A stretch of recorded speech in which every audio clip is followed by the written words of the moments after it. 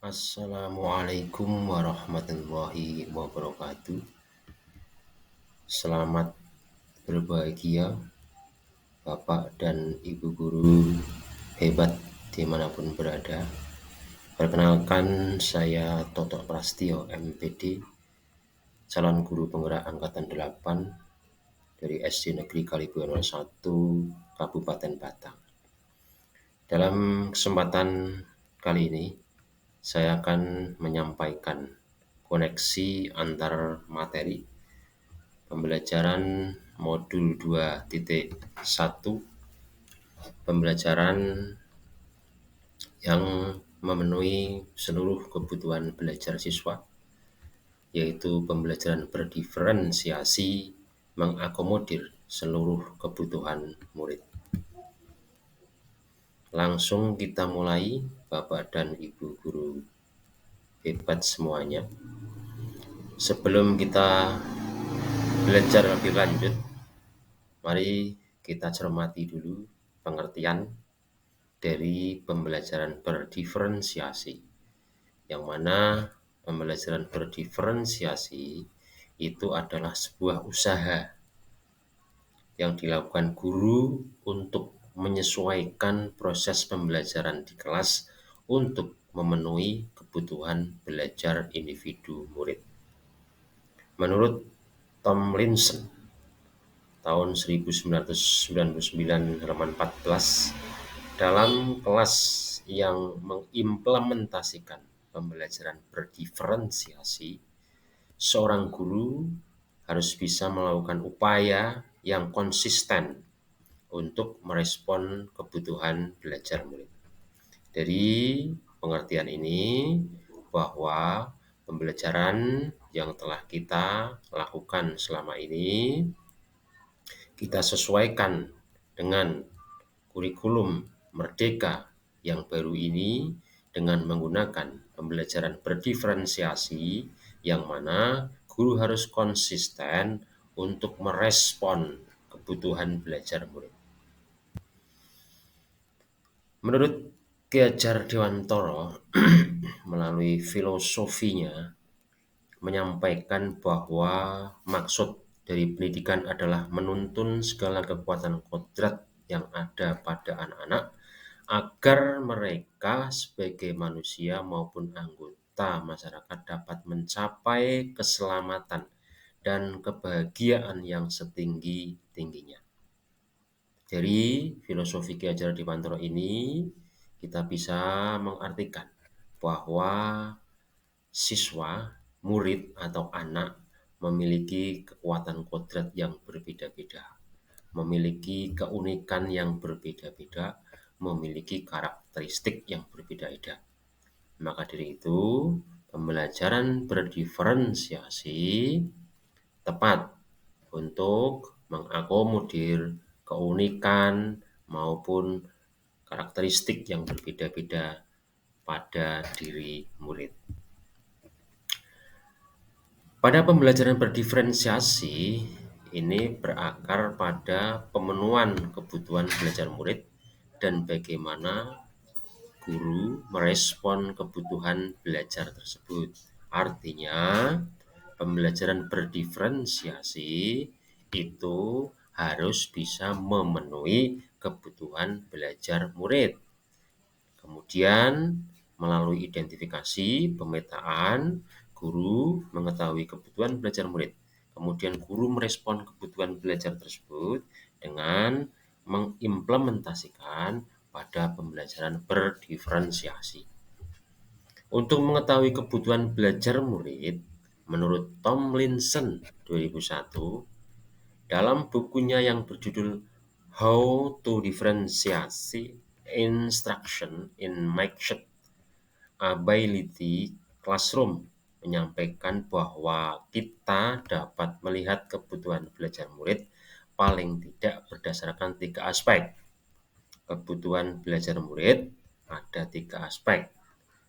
Yang pertama, aspek kesiapan belajar murid, kemudian aspek minat murid, dan aspek profil belajar murid. Mari kita pelajari satu persatu ketiga aspek kebutuhan murid tersebut. Yang pertama, ini tentang kesiapan belajar atau readiness. Ini adalah kapasitas untuk mempelajari materi, konsep, atau keterampilan baru. Artinya, kalau guru sudah memetakan, kemudian menemukan kebutuhan kesiapan belajar siswa, guru harus mempersiapkan materi, konsep, atau keterampilan yang sesuai dengan kebutuhan kesiapan belajar siswa. Ada banyak cara untuk membedakan kesiapan belajar. Tomlinson 2001 mengatakan bahwa merancang pembelajaran mirip dengan menggunakan tombol equalizer pada stereo atau pemutar CD. Ya, kita hanya akan mencoba membahas 6 beberapa contoh perspektif yang terdapat dalam equalizer yang diperkenalkan oleh Tomlinson 2001 tersebut. Untuk tombol yang pertama pada equalizer atau pada diri siswa, itu yang pertama, cara berpikir siswa itu ada yang bersifat mendasar, ada yang bersifat transformatif.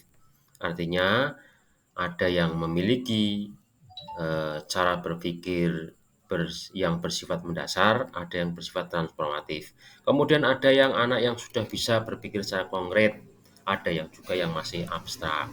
Kemudian ada anak yang sudah masih bisa berpikir sederhana, ada juga yang sudah berpikir kompleks. Kemudian ada yang pola pikirnya sudah terstruktur, kemudian ada juga yang open-ended atau terbuka.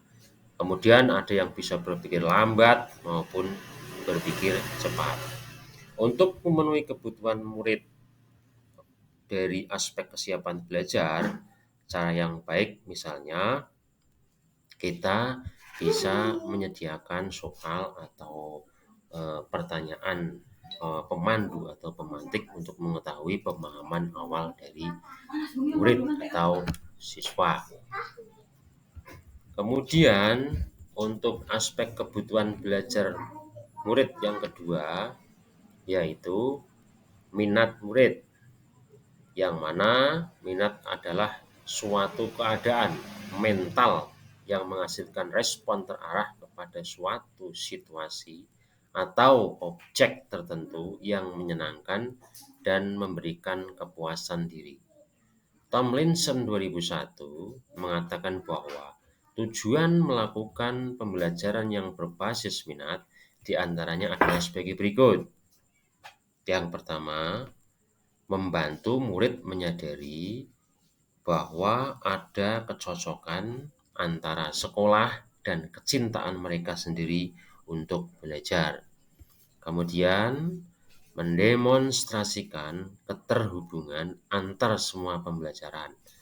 Selanjutnya, menggunakan keterampilan atau ide yang dikenal murid sebagai jembatan untuk mempelajari ide atau keterampilan yang kurang dikuasai atau baru bagi mereka.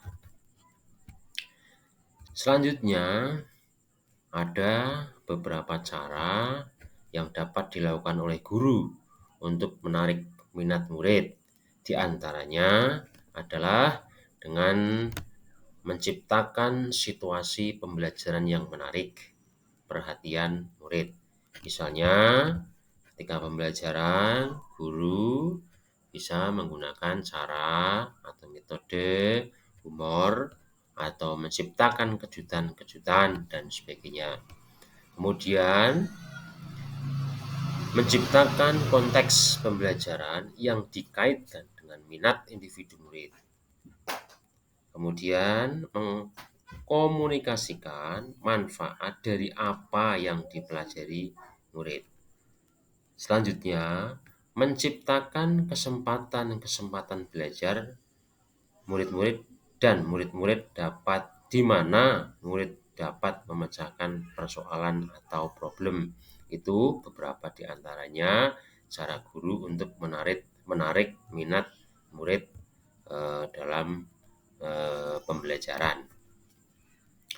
Selanjutnya, untuk kebutuhan murid yang ketiga, yaitu profil belajar murid. Tujuan dari memperhatikan kebutuhan belajar murid berdasarkan profil belajar itu adalah untuk memberikan kesempatan kepada murid untuk belajar secara alami dan efisien. Ada beberapa fokus profil belajar murid atau dibagi menjadi beberapa preferensi. Namun yang saya bahas di sini tentang preferensi gaya belajar yang mana mungkin dominan untuk kebiasaan proses pembelajaran yang kita laksanakan. Preferensi itu kalau kita artikan menurut arti kata itu berarti pilihan atau kesukaan. Gaya belajar adalah bagaimana murid memilih, memperoleh, memproses, dan mengingat informasi baru.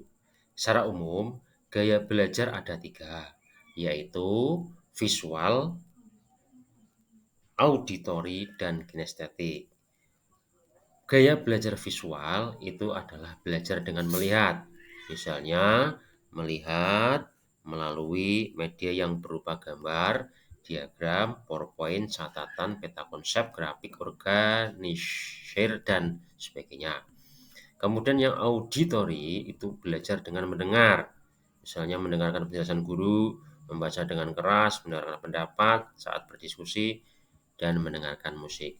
Kemudian kinestetik ini biasanya berhubungan dengan belajar sambil bergerak.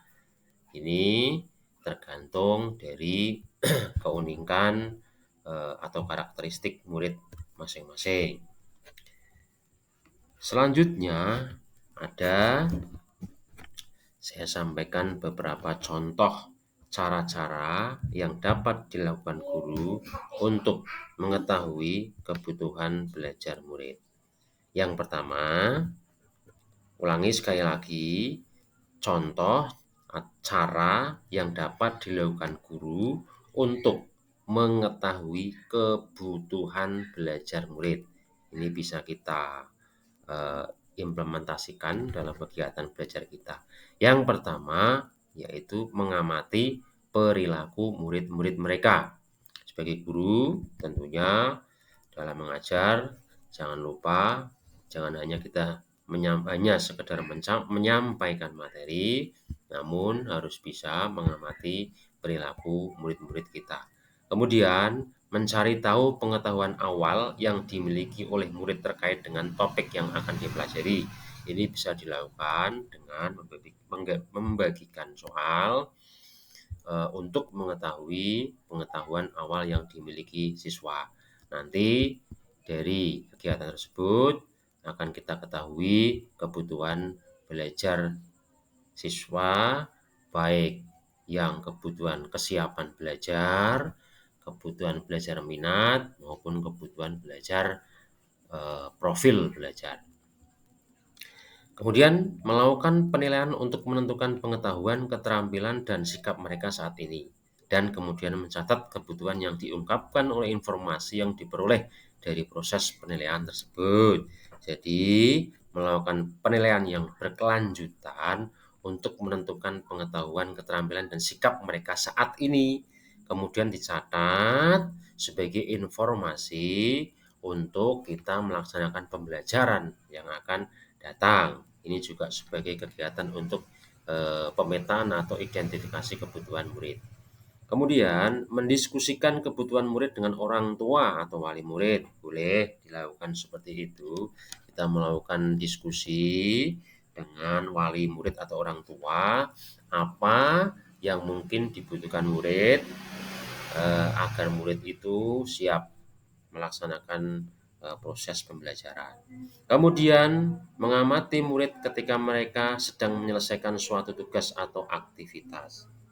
Sama tadi seperti yang sudah saya sampaikan, kita mengamati murid ketika saat menyelesaikan tugas atau aktivitas.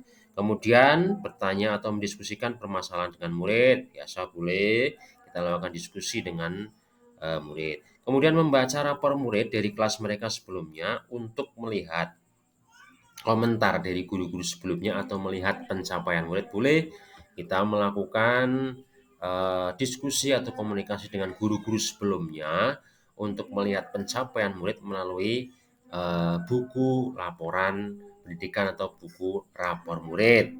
Nanti bisa terlihat. Itu contoh cara-cara yang dapat dilakukan guru untuk mengetahui kebutuhan belajar murid. Nanti bisa digunakan dalam proses kita identifikasi kebutuhan atau pemetaan kebutuhan. Selanjutnya masih cara yang bisa dilakukan kita untuk mengetahui kebutuhan murid, yaitu berbicara dengan guru murid sebelumnya, membandingkan tujuan pembelajaran yang ingin dicapai dengan tingkat pengetahuan atau keterampilan yang ditujukan oleh murid saat ini, kemudian menggunakan berbagai penilaian diagnostik untuk memastikan bahwa murid telah berada pada level yang sesuai. Ini juga tadi sudah saya sampaikan, memberikan soal pertanyaan untuk pemahaman awal, mengetahui pengetahuan awal. Ini juga bisa dinamakan penilaian atau asesmen diagnostik. Kemudian melakukan survei untuk mengetahui kebutuhan belajar murid. Bisa juga survei melalui pembagian angket yang berisi anak memilih kebutuhan belajaran yang dibutuhkan itu apa. Kemudian mereview dan melakukan refleksi terhadap praktik pembelajaran mereka sendiri untuk mengetahui efektivitas pembelajaran mereka. Ini juga sangat penting, mereview dan melakukan refleksi terhadap pembelajaran kita untuk mengetahui apakah efektif atau tidak proses pembelajaran bagi mereka atau murid.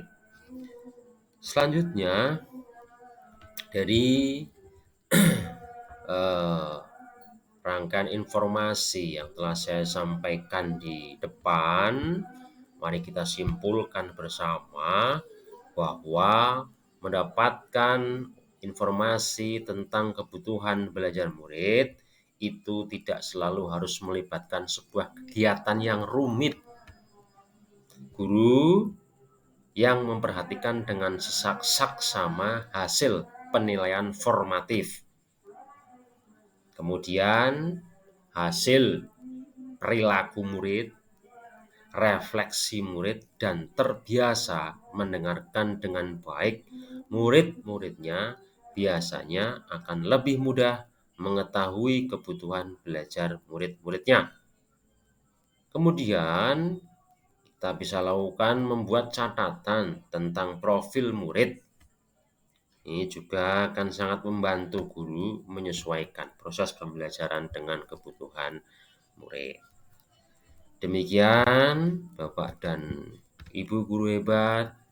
Sekian, semoga bermanfaat. Salam dan bahagia Bapak dan Ibu guru hebat dimanapun berada. Sekian, wassalamualaikum warahmatullahi wabarakatuh.